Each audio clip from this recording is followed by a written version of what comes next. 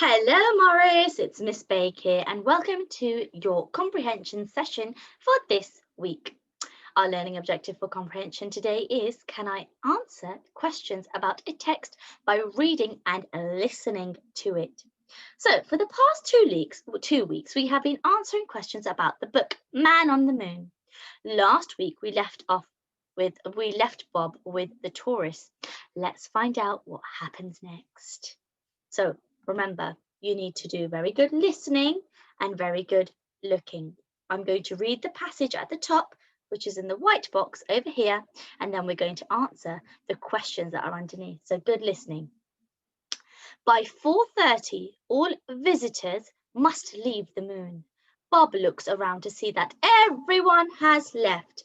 He checks inside any big craters in case anyone has fallen in, but there's never anyone there.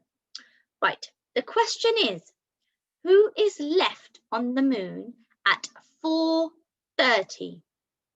Who is left on the moon at 4:30? So let me get my highlighter out and let's highlight the important information. By 4:30. So I know that the answer is in the first sentence because it's also in the question. By 4:30, all visitors must leave the moon. Right, now the question. Who is left on the moon at 4:30? Remember, you are not writing down any answers for this one, okay? We are just talking through the answers. So can you tell me out loud? Can you tell me? Let's reveal. Bob, well done. So all of the visitors have left the moon. The only person who is left on the moon is Bob. Okay, right, next question. The question is, what is a crater? What is a crater? Is it A rocket that goes to Earth? Is it B, a hole on the moon's surface? Or is it C, a box that can stack? Now let's read the text, the passage, to see if we can get the answer. Right, by 4:30, all visitors must leave the moon. Bob looks around to see that everybody has left. He checks inside any big craters. So he checks inside. So that's some important information. Any big craters in case anyone has fallen. Oh God, right, let's try that again. Has fallen in, but there's never anyone there. Okay, so if you are checking inside something and something is huge, so in case anybody has fallen in, what could it be? What could it be? Let's read the options again. Is it a rocket that goes to Earth? Is it a hole on the moon's surface? Or is it a box that can stack? Can you tell me? Is it A, B, or C? Which one is it? Well done. It is B, a hole on the moon's surface. Oh, that highlighter is not very good for orange color. Let's see if I can change it. Let's see if I can change the highlighter color. I'll change it to purple. There we go. That's much better. So we know that it is a hole because it says in the text, he checks inside any big craters in case anyone has fallen in. Okay, so that it tells us that there is something that is something big where someone can fall into. Now, usually, if someone falls into something, there is a hole on the floor. So that's why it's very important to read the question and the text, because the answer is usually within the question. Right, let's move on, Morris. Okay, so the question is, where does Bob store the souvenirs overnight? Now let's read the text to see if we can spot the answer. Good listening. The working day is nearly over. It is time to check that everything is in order before leaving for the night. Bob packs away his equipment and any unsold souvenirs into his rocket. Okay, so where does Bob store the souvenirs overnight? Right. Let's read this sentence again. Bob packs away his equipment and any unsold souvenirs into his rocket. into his rocket. Pause the video here if you need some time to think and read that again. But where do you think Bob stores his souvenirs? 3, 2, 1, let's reveal the answer. Well done, Morris. Give yourself a pat on the back. It's in his rocket. Fantastic. Let's move on to the next question. Okay, so let's read the passage or the text. He switches on the moon's nightlight before jetting off towards Earth. So before he leaves the moon, so pretend I'm on the moon. He switches off the moon. He switches on, so this is off. So he switches on the moon's nightlight and then he jets off back to Earth. By this time, he is very tired, but he still has to keep his wits about him while flying the rocket. Okay, first question. What does Bob do after he switches on the moon's nightlight? So what does Bob do after he switches on the moon's nightlight? So I just showed you the nightlight was off. I'll do it again. So switches on the moon's nightlight. And then what does he do after that? Revealing the answers in 3, 2, 1. Well done. He jets off towards Earth. Fantastic. Okay, next question. What do you think he still has to keep his wits about him mean? So, what do you think he still has to keep his wits about him? What does that mean? What does that phrase mean? Let's read the second sentence to find out more. By this time, he is very tired. That seems like important information. Let's highlight that.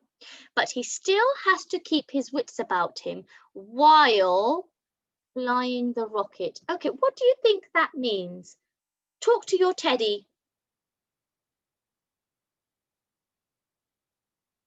Right, let's see. What is the answer? What is the answer? It is he must be alert and pay attention because even though he has a very long day on the moon, he's been doing somersaults, he's been doing moon high jumps, he's been doing handstands, he's been selling souvenirs, he's been entertaining the visitors and tourists. But on his way back, when he jets off after turning on the moon's nightlight and he jets off back home, he must stay awake and alert while he's flying his rocket. Because if he's tired and he dozes off, what could happen? Something negative might happen, something very bad might happen to him. So he must stay awake, he must stay alert, and he must be drinking his water, just like I'm doing. Okay, let's move on to the next question. Right. The question is, what is the rush hour? Let's read the text to find the answer.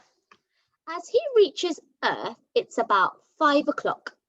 The rush hour is in full swing with everyone leaving work and going home, just like Bob. So what do you think? What is the rush hour? What do you think the rush hour is? Talk to your teddy. Okay, revealing the answers in 3, 2, 1, 0. The rush hour is when everyone leaves work and rushes home because everybody is so excited to go home and have a nice, warm, relaxing bath before bed, after having dinner, of course. Okay, next question. What do you think the author, so the author is the person who is writing the book, what do you think the author means when he says that the rush hour is in full swing? So here, the rush hour is in full swing. This sentence here, the rush hour is in full swing. What do you think that means? So pretend I'm the author who wrote Man on the Moon. When I was writing that sentence, what do you think I was trying to say? Talk to your teddy and then we'll reveal the answer in a second. Okay, let's reveal the answer in 3, 2, 1. He means full of activity, or they are buzzing around. They're like bees who are buzzing around. It's in full swing, like when it's lunchtime. In Morris class, we are all in full swing. We are ready. Our hands are washed. Our cutlery is on the table, and we are ready to receive our meals. So at lunchtime, Morris class is in full swing to eat their dinner. Okie dokie, let's move on to the next question. Okay, at home, I'm going to read the passage. At home, Bob is just like anyone else. First, he has a long bath. Moonwork can make you very grubby, as sometimes the dust can get inside your suit. So, the question is, find the word that means the same as dirty, dirty. Right, I'm going to read the passage one more time. And when you think you found the word, you need to put your hand up, okay? So remember, you're listening for a word that means the same as dirty. At home, Bob is just like anyone else. First, he has a long bath. Moonwork can make you very grubby, as sometimes the dust can get inside your suit. So did you find the word? Did you put your hand up? Let's find out which word it is. Well done, Morris. Pat yourself on the back if you got that one. It is grubby. Grubby. Fantastic. Right, let's move on to the next one. Okay, so the question is, what are moonbeams? Let's read the passage to find out. Then he goes to bed with a mug of cocoa. He sleeps soundly, bathed in moonbeams, very happy to be the man on the moon. And aliens?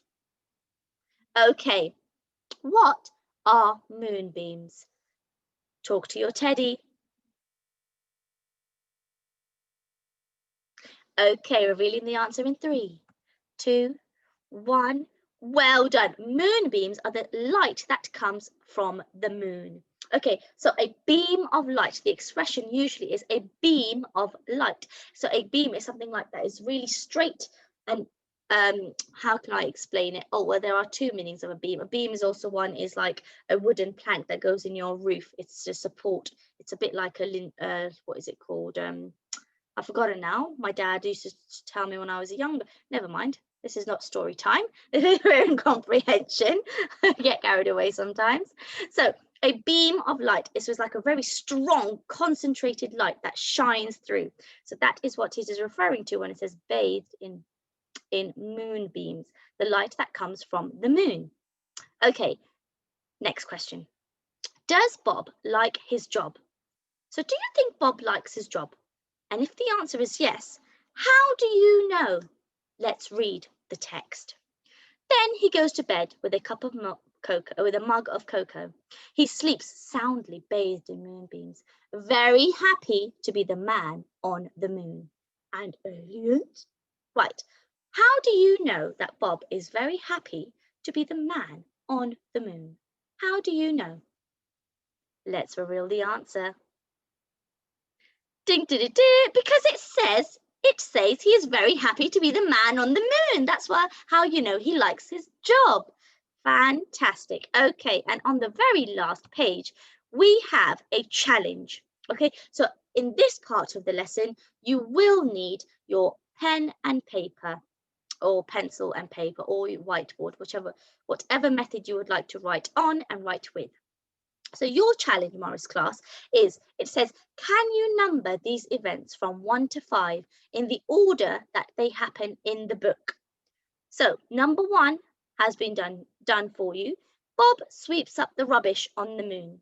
Now, I will read the rest of the sentences for you, which you need to put in order. So you need to put number 1 is what happens first, then, next, after, and finally. So 1, 2, 3, 4, and number 5 is finally. So Bob entertains a tourist with gymnastics. Bob meets his friends for lunch. Bob checks for aliens in the craters. And Bob has a very long hot bath. We know that one. That one's easy. That's number 6. Right, there we go. You've got 2. You just need to order these 3 now. If you have forgotten the story, then please refer back to Mrs. Cousins' video of Mrs. Cousins reading the wonderful story to you all. Good luck, Morris class. I can't wait to see which order you have put these sentences in. Thank you very much for joining me for this comprehension session. I hope you have enjoyed, and I will see you next week. Have a lovely weekend. Take care. Bye-bye.